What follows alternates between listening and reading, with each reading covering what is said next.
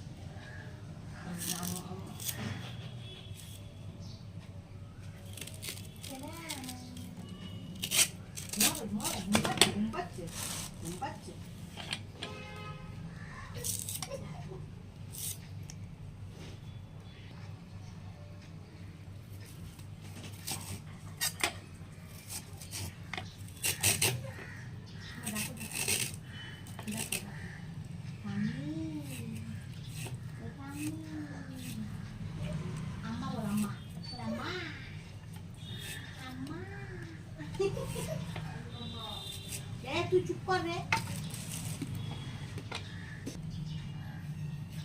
ডাকো পাপাকে, ডাকো পাপাকে, ডাকো। জিরাপ তো ওইদিকে দাঁড়িয়ে পারছি না, ঘুমাবে ঘুমাবে ঘুমাবে।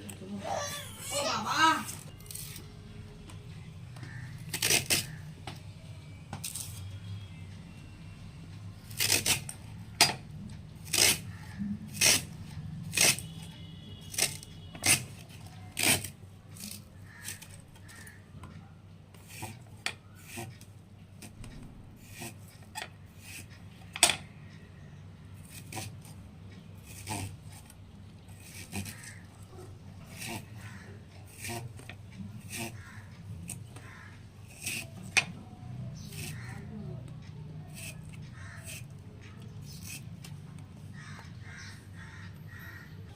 এই যে আমাদের থোড়গুলো কাটা হয়ে গেছে। এই যে আমাদের আজকে লাউ শাকের চচ্চড়ি হবে, তাই আমরা লাউ শাকগুলো কেটে নিচ্ছি।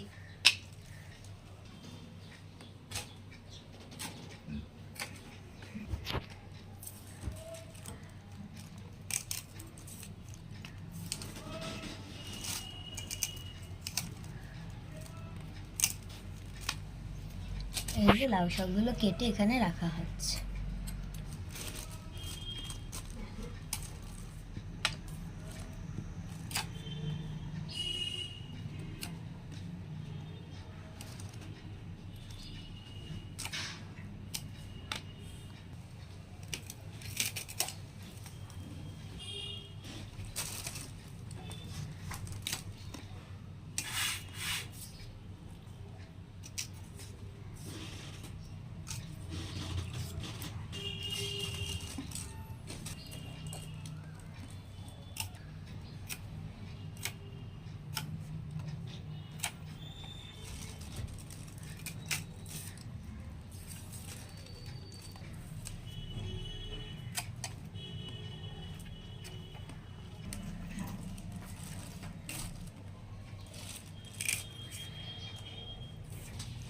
এই যে গাইস, আমাদের শাকগুলো কাটা হয়ে গেছে।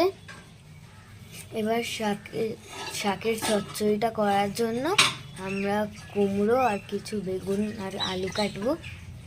এখানে কুমড়ো কাটছি, এই বাটিটায় কুমড়ো রাখা হচ্ছে।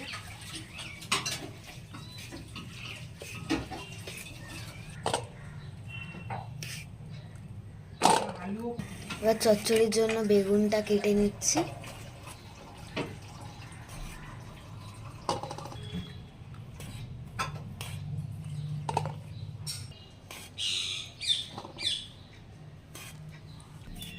এবার চচ্চড়ির জন্য আলুটাও কেটে নেব।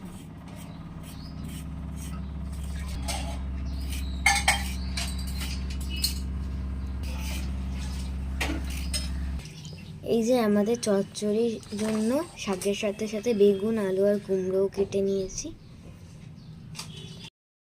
এর জন্য কড়াইতে তেল দেব। থোড়টা ভাজার জন্য থোড়টা ভালো করে ধুয়ে নিয়েছি। এবার কড়াইতে তেল দিয়ে দিচ্ছি। তেলটা গরম হয়ে গেলে কালো জিরা শুকনো লঙ্কা দিয়ে ফোড়ন দেব। এবার তেলে ফোড়নগুলো দিয়ে দিই।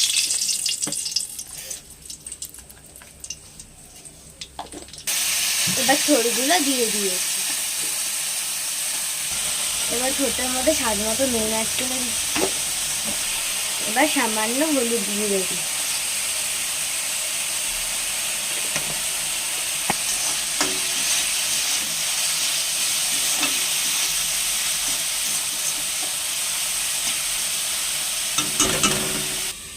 এবার এটা ঢাকা দিয়ে দিয়েছি আর গ্যাসটা আস্তে করে দিয়েছি।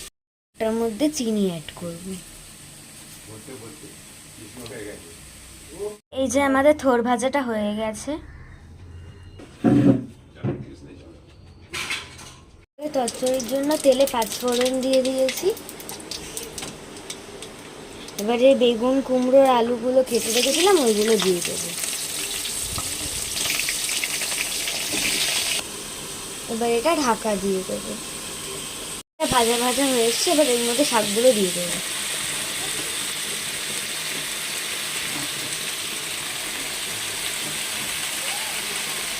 এবার এটার মধ্যে স্বাদ মতো নুন অ্যাড করব।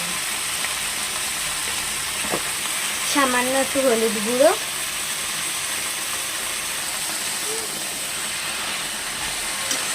এবার এর মধ্যে সর্ষে বাটা অ্যাড করব। এবার এটার মধ্যে স্বাদ মতো চিনি অ্যাড করব। এবার এটাকে ঢাকা দিয়ে দেবো। আমাদের লাউ শাকটা হয়ে গেছে, আমরা নামিয়ে নিয়েছি।